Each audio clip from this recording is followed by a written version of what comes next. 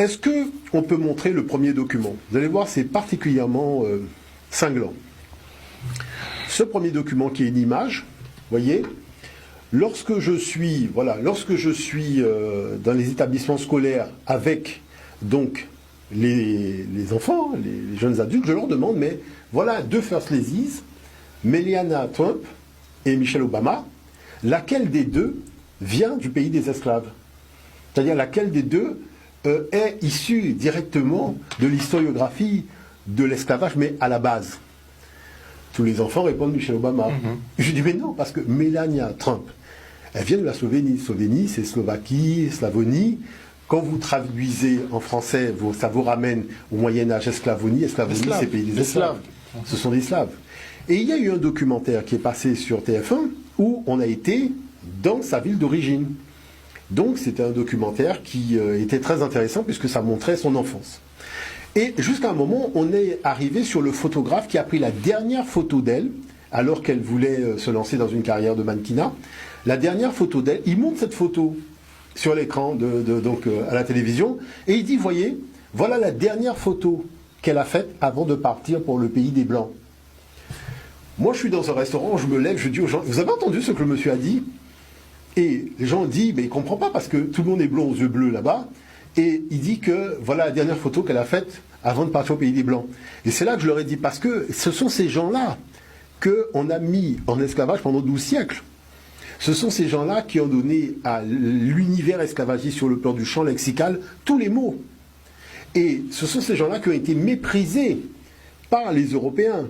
Et ce n'est que parce qu'à un moment, il y a eu une conversion forcée qu'ils ont pu intégrer, mais jusqu'à aujourd'hui, on voit bien qu'il y a certaines différences. L'Union européenne, bon, ce sont des pays qui sont un petit peu mis à l'écart et qu'on va aider à coup de subventions, mais pas vraiment aider dans le concert des grandes nations. Ni dans l'intégration. Donc, on voit bien qu'à ce niveau-là, il y a ça. Maintenant, regardez si on peut voir le deuxième document qui est relativement intéressant. Il y a une tenniswoman qui a gagné le Roland-Garros en 2010. Elle s'appelle Francesca Schiavone.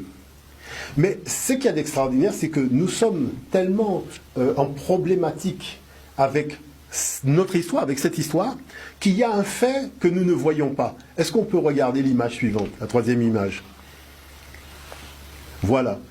Vous savez, à Venise, le quai où on vendait les Slaves s'appelle la Riva degli Schiavoni. Vous voyez, c'est-à-dire que ça veut dire esclave en vénitien. C'est-à-dire que je vous dis que moi, quand je fais des conférences en Europe, il y a des Européens qui viennent avec leur carte d'identité et qui me montrent qu'ils s'appellent esclaves. Parce que quand vous appelez Servus, Dolus, Schiavone, vous voyez, mais c'est les noms utilisés par la Rome antique, par la Grèce antique, par les Vénitiens, par tout ça pour dire le mot esclave. Vous voyez, donc c'est-à-dire qu'elle s'appelle esclave. C'est Francesca esclave. Francesca l'esclave. Voyez, et ça passe à la télévision en 2010, hein, c'est pas si loin, hein, mais on ne percute pas. Parce que là, il y a justement un retard au démarrage qui a été pris dans la bonne direction à donner à l'histoire, c'est-à-dire rendre aux Européens la paternité de cette affaire-là et leur expliquer que quand vous êtes venu en Afrique, vous n'avez pas vu d'esclaves. Alors, c'est vrai que c'est assez particulier. Vous savez que si je vais au Japon et que je dis que j'ai vu des chevaliers à la cour de l'empereur, tout le monde va me dire je suis fou. Je dis mais attendez, pourtant j'ai vu un gars à cheval avec une armure et une épée. On va me dire non, ça c'est un samouraï. C'est un samouraï. Vous voyez la chose? Donc ça veut dire que ça ne marchera jamais. Mais vis-à-vis de l'Afrique et du monde noir, on peut se permettre de raconter tout et n'importe quoi sans se soucier de l'origine étymologique des mots. Parce que le problème dans lequel, c'est ce que je disais à la Commission européenne lorsque nous avons eu le débat sur l'esclavage, je dis mais vous commencez déjà par une escroquerie intellectuelle, vous utilisez des mots en disant que l'Afrique a eu un territoire, donc une période de trafic humain, mais c'est quoi les mots? Et il ne faut pas donner des mots arabes. Hein.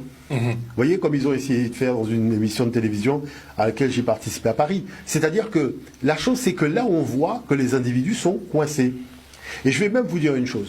Quand j'étais à Nantes, j'ai dit aux Nantais, comme c'est vos grands-parents, vos arrière-parents qui sont arrivés en Afrique.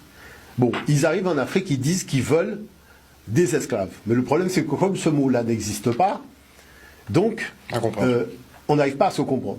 Et puis imaginons que comme vous êtes en train de fantasmer dans un truc, qu'il voit quelqu'un en esclavage au loin.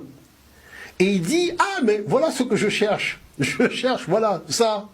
Et forcément, le gars lui répond, c'est-à-dire mon ancêtre à moi lui répond, ah, mais ce que tu cherches, c'est bip, bip, bip, bip, bip, bip. Mais nous, on en a des bip, bip, bip, bip, bip, bip. Je dis, ben remplacez le bip, bip par un nom. Vous avez une salle, il y a 400 personnes, et il n'y a pas quelqu'un qui peut dire oui. Voilà, vous voyez. Donc à partir de là, c'est simplement pour faire comprendre qu'il y a une distance entre le fantasme et la réalité. Et ça, c'est quelque chose d'important qu'il faut aussi noter.